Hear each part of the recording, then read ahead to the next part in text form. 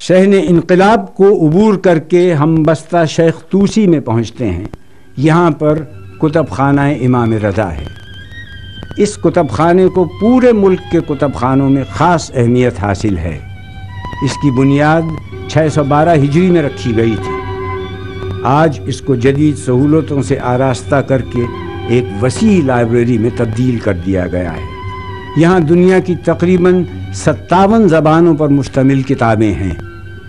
زیادہ تر کتب فارسی اور عربی میں ہیں. اخبارات اور رسائل کا ریکارڈ رکھنے کے لیے ایک حصہ مخصوص ہے. 1400 مختلف عنوانات کے مطابق طبقہ بندی کی گئی ہے. کتب خانہ 3 منزلہ عمارت پر مشتمل ہے. یہاں 10 لاکھ سے زیادہ کتابیں رکھنے کی گنجائش موجود ہے. کتب خانہ اپنے مقررہ اوقات پر قارئین کے استفادے کے لیے اپنی خدمات فراہم کرتا ہے. صحن جمہوری اسلامی روضہ امام رضا میں سب سے بڑا صحن ہے.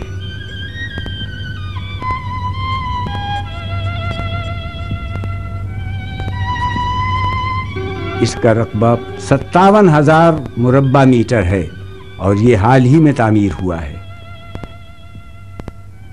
یہ صحن نماز جمعہ اور دیگر مذہبی اجتماعات کے لیے مخصوص ہے.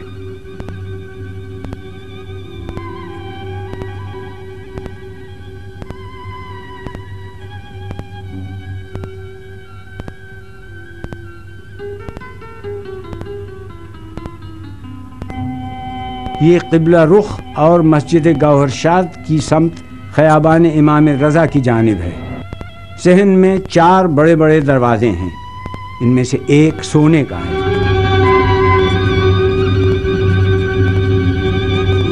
محراب پر اسماء الحسنی لکھے گئے ہیں جو فن خطاطی کا اعلیٰ شاہکار ہیں.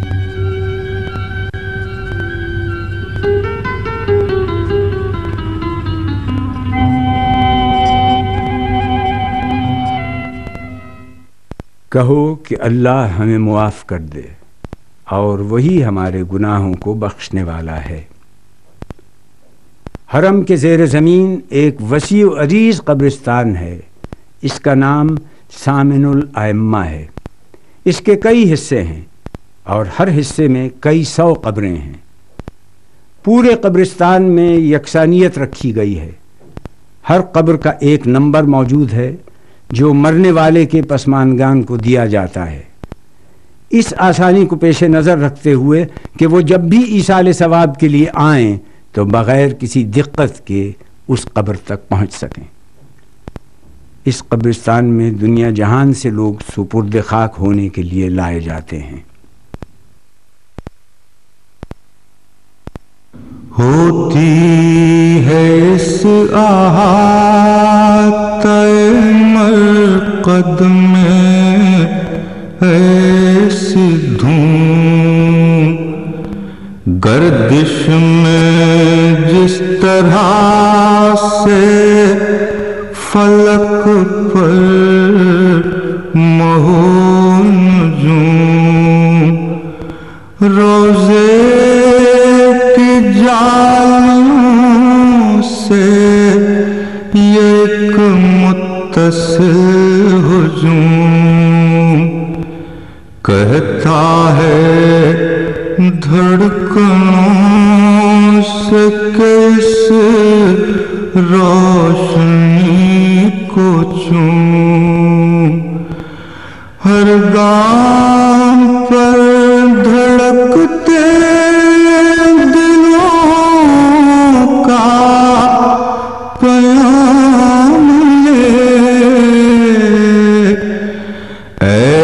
مشہد عظیم ہمارا سلام لے.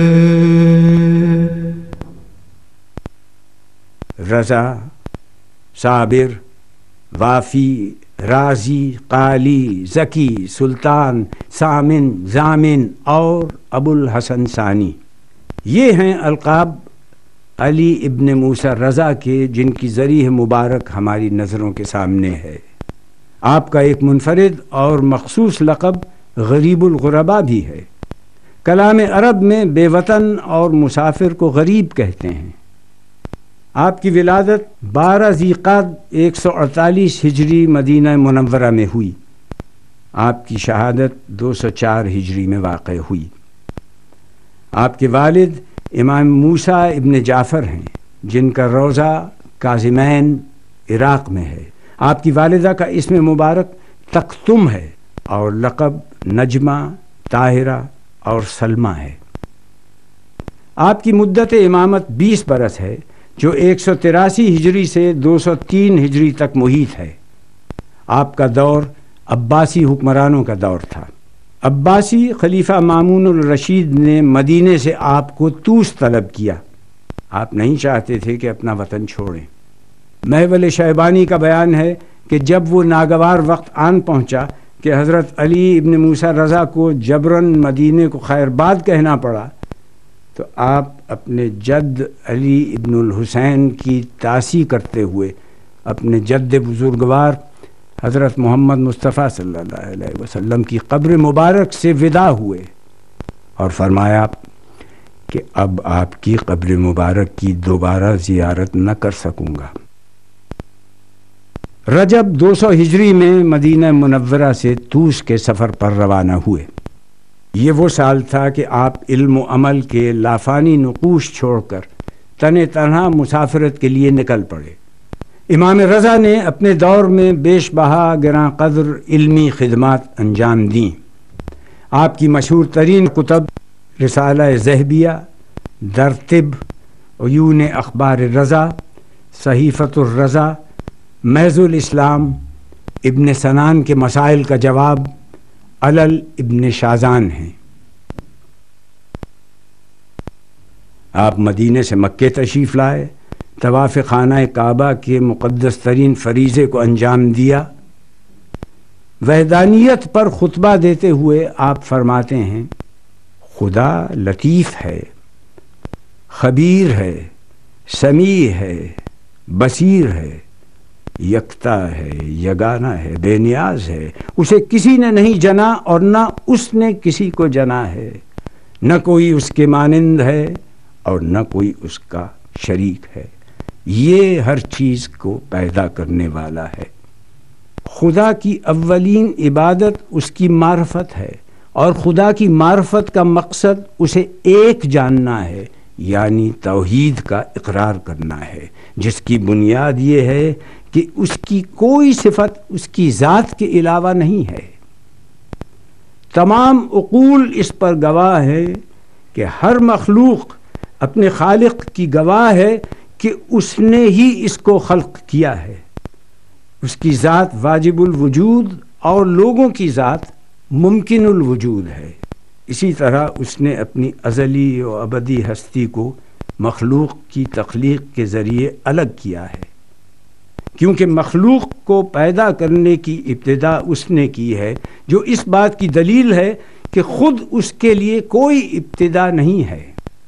اللہ کے نام اس کے کام کی معرفت کا پتہ دیتے ہیں، جبکہ اس کی ذات حقیقت ہے اور مخلوق اس سے الگ ہے۔ یہود و نصارہ کے فلاسفہ اور بعض اہل عرفان و اہل کشف اپنی راہ سے بھٹک گئے ہیں، ان کی تمام راہیں مسدود ہو چکی ہیں۔ وہ کہتے ہیں کہ اللہ ایسا ہے، وہ اس لیے موجود تھا، وہ کب سے تھا، کہاں ہے، وہ کس طرف ہے، کب تک ہے۔ یہ وہ لوگ ہیں جنہوں نے اللہ کے لیے تشبیہ دی، اس کے لیے سبب تراشا، وقت میں مقید کیا اور اس کے لیے ظرف قرار دیا اور اس کے لیے انتہا کو قرار دیا اور اس کا ایک انجام تصور کیا۔ یہ تصورات خدا کے علاوہ کسی اور ہستی کے لیے تو ممکن ہو سکتے ہیں، لیکن خدا کے لیے نہیں، کیونکہ اس طرح یہ لوگ خدا کی ذات کے تجزیے کے قائل ہو گئے ہیں، اور جو اس کے تجزیے کے قائل ہو جائے گویا اس نے ذات کے علاوہ کچھ صفات اس کے لیے مقرر کر لیے ہیں، اور جو کوئی خدا کو اس طرح جانے گا وہ ملحد اور منکر ہے۔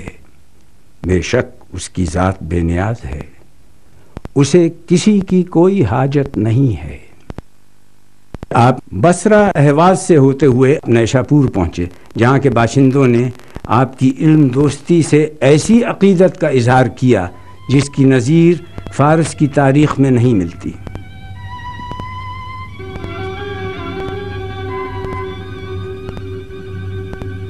خلیفہ وقت مامون الرشید نے استقبال کیا اور آپ کو ولی عہد مقرر کیا۔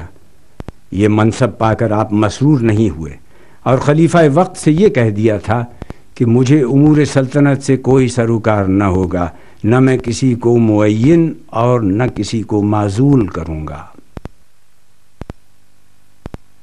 سجدوں سے ان کے حق کی گواہی بھی ہو گئی، ان کی نماز امر الہی بھی ہو گئی، ہر قول سے جو علم پناہی بھی ہو گئی، حیران ان کو دیکھ کے شاہی بھی ہو گئی، ایسے مطیع حق ہے اطاعت